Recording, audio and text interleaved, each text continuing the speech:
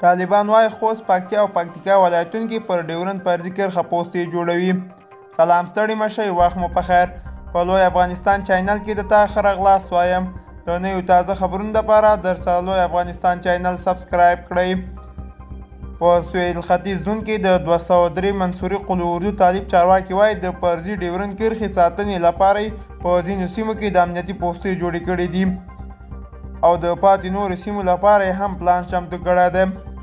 د دغه قلو اردو طالب قماندان محمد ایوب خالد د نږدې 600 طالب سرتیرو د فراغت په مراسمو کې دا ډاډ هم ورکړی چې تازه فارغ شوي سرتیري به له افغانستان خاورې د دفاع په موخه په ډیورند کرښې ساتنه کوي.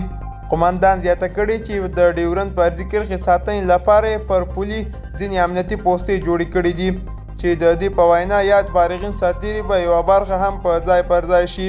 هغه ویلي موږ د 203 منصوري قلو اردو چې کومې ساحې راځي لکه د پکتیا، خوست او پکتیکا ولایتونو په مربوطات کې ډیورند کرښې تر څیرمه ځینې پوستې جوړې کړي دي او له اختر وروسته به په پاتې ځایونو کې هم منځني امنیتي پوستې جوړې کړو چې دا به د کرښې ساتنې لپاره مثبت ګام شي او له تر ډیره د افغان لوري ته به د شته ګواښونو مخه ونیول شي. دوستانو دا و زموږ د دې ساعت چمتو کړی خبر. تر بیا ښې چارې.